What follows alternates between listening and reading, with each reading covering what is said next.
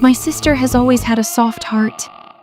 Too soft, perhaps, for this world. Too soft, maybe, for the monsters we became, or the ones that turned us into something we're not sure we recognize anymore. The voice of the psychotic scientist echoed through the blood-soaked, sterile room, the detonations of the explosions rattling the walls. My sister clung to me, her body trembling, raw emotion vibrating through her every nerve.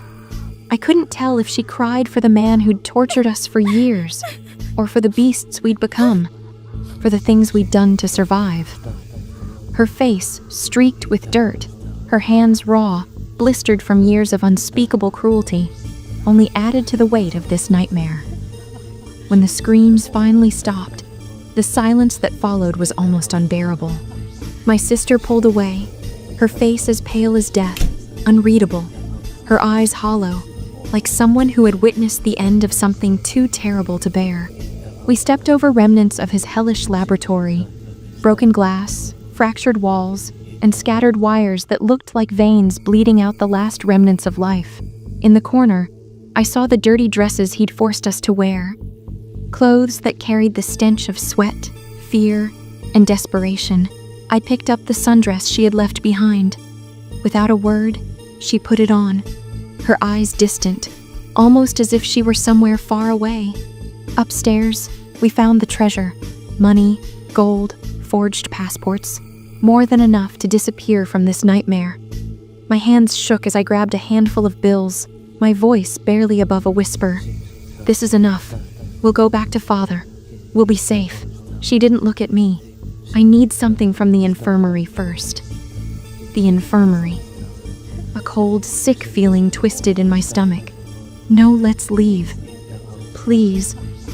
But she was already heading down, her movements purposeful and steady, while I felt my fear swell inside me like a storm. Reluctantly, I followed her, my feet dragging, a gnawing dread tightening around my chest. The air in the infirmary was thick with the smell of antiseptic and rot. She moved through the shelves with an unsettling calmness, as if she had done this 1,000 times before, as if she knew exactly what she was looking for. Small vials, syringes, instruments, everything clinked together as she stuffed them into her apron. "What are you doing?" I whispered, my voice trembling. She didn't look up, her voice eerily steady. "Taking what we need." I couldn't bring myself to stop her. The forest was darker than I remembered, the trees clawing at us as we walked through the underbrush. There was no path, no familiar trail, yet she moved with certainty, as if she had memorized every twist and turn of this cursed place. I stumbled behind her, my legs aching, my fear growing with each step. "How do you know where to go?" I asked, trying to sound calm. She didn't stop. "I just do." Her words, her voice, sent a chill creeping up my spine. I tried to distract myself by talking, by focusing on the future we would carve out of this stolen money, but she said nothing in return, her face as unreadable as stone. When we reached the edge of the woods, the sight of our father's cottage should have been a relief, but my sister hesitated, her fingers pulling at the straps of her apron, her nails digging into her palms until they turned white. Without a word, she ran to the door. I followed, my heart pounding, unsure whether I was running towards safety or towards something much darker. Our father greeted us with tears, his hands shaking as he pulled us into a frantic embrace. "I'm so sorry," he sobbed. "I never wanted to send you away. I was weak. I let her—" "Where is she?"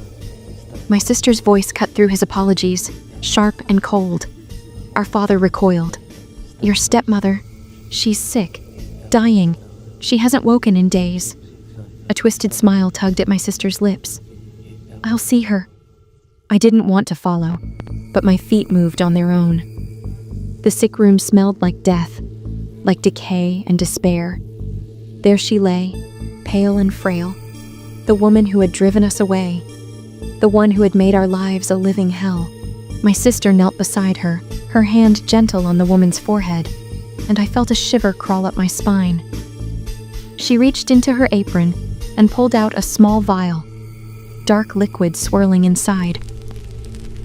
"Drink this," she said, her voice impossibly soft. "It will help." "No," I hissed, rushing forward.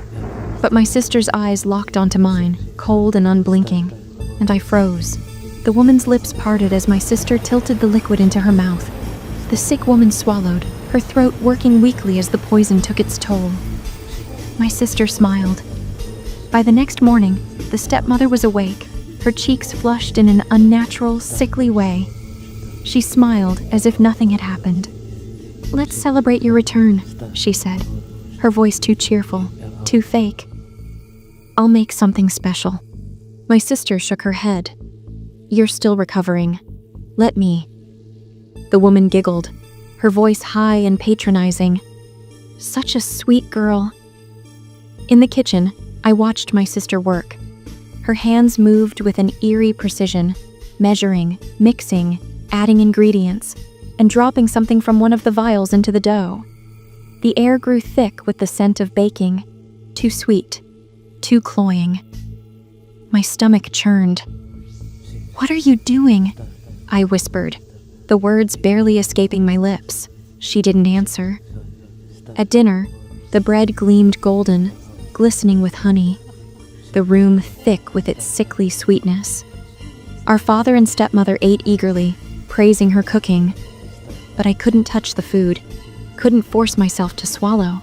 The first cough came from the stepmother, then from our father. Blood splattered the table, and their faces twisted in agony, their bodies jerking and choking. "You!" the woman gasped, clutching at her throat, her face contorting in fear. My sister sat back, watching them, her face serene. "You left us to die," she said, her voice as cold as winter.